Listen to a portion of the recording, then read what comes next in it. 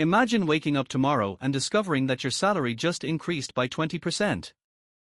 For most people, that sounds like a life-changing moment. More money. More freedom.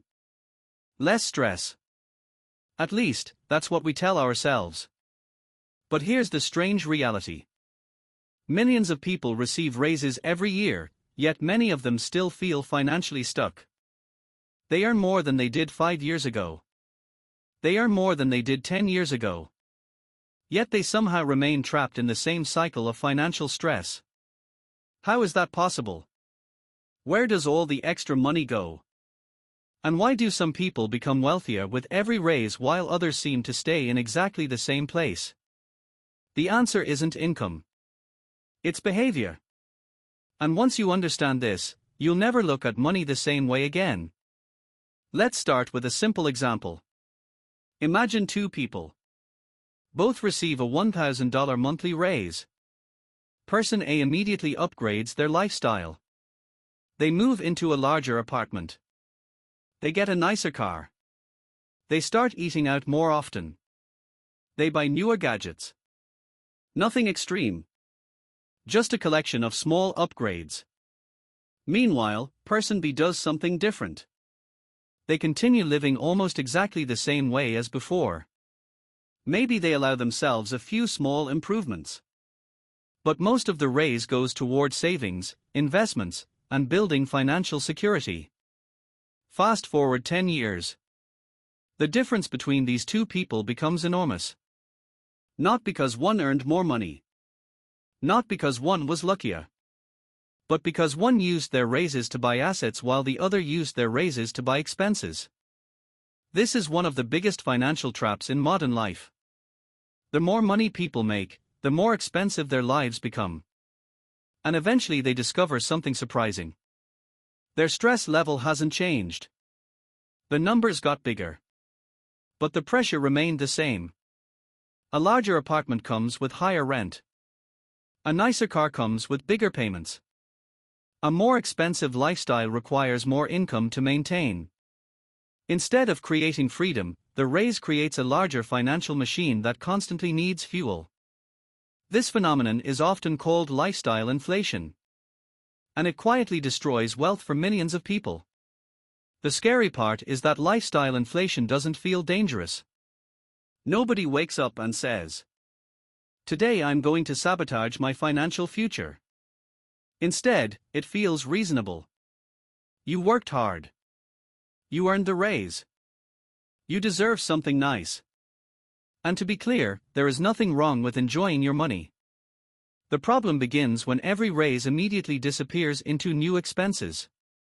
Because when that happens, your future self never gets a chance to benefit from your success. Think about how wealthy people often approach raises. Many of them use a simple rule. Every time income increases, a portion automatically goes toward investing. Before they can spend the money, part of it is already working for their future. Over time, this creates something powerful. Their lifestyle improves slowly. But their wealth grows rapidly. That's a very different outcome. Now let's talk about something even more important. Financial stress isn't caused only by low income. It's often caused by a lack of margin. Margin is the space between what you earn and what you spend. The larger that gap becomes, the more control you have over your life. The smaller that gap becomes, the more trapped you feel. Imagine earning $4,000 per month and spending $3,500. You have a margin of $500. Now imagine earning $10,000 per month but spending $9,800. You have a margin of only $200. Who is actually in a stronger financial position? Most people would instinctively say the person making $10,000. But that's not necessarily true. The first person has more flexibility, more room for mistakes, more capacity to save, more ability to handle unexpected problems. Margin creates freedom. And freedom is often more valuable than income alone.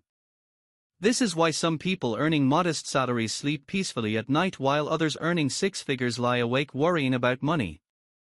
The difference isn't always earnings. The difference is financial structure. Another reason people stay broke after getting raises is because they focus on appearance instead of ownership. Modern society rewards looking successful. Social media amplifies this problem. Everyone sees luxury vacations, designer clothes, expensive cars, beautiful homes. What they don't see are the loans, debt, stress, and financial obligations hiding behind the photos. Many people spend years trying to look wealthy instead of becoming wealthy. But true wealth is usually invisible. It's not the watch. It's not the car. It's not the designer label. It's the investment account nobody sees. It's the emergency fund nobody talks about. It's the assets quietly growing in the background. Real wealth often looks boring. And that's exactly why it works. Here's another mistake that keeps people stuck. They believe financial success requires perfect timing. They wait for the perfect market, the perfect opportunity, the perfect investment, the perfect moment. But wealth is rarely built through perfect timing. It's built through consistency. The person who invests steadily for 10 years often outperforms the person constantly searching for the next big opportunity. Small actions repeated over long periods create extraordinary results. This isn't exciting, but it is powerful. And that's where most people lose patience. They want dramatic results immediately. They want their investments to double overnight. They want financial freedom next year. But wealth doesn't usually work that way. It grows quietly, slowly, almost invisibly at first. Then something remarkable happens. The growth begins to accelerate. The investments start generating their own growth. The system begins working harder than the person. And eventually the momentum becomes difficult to stop. This is the stage most people never reach because they quit too early. They abandon the process during the slow phase. They never stay long enough to experience the rewards. So what's the lesson? The goal isn't simply to earn more money.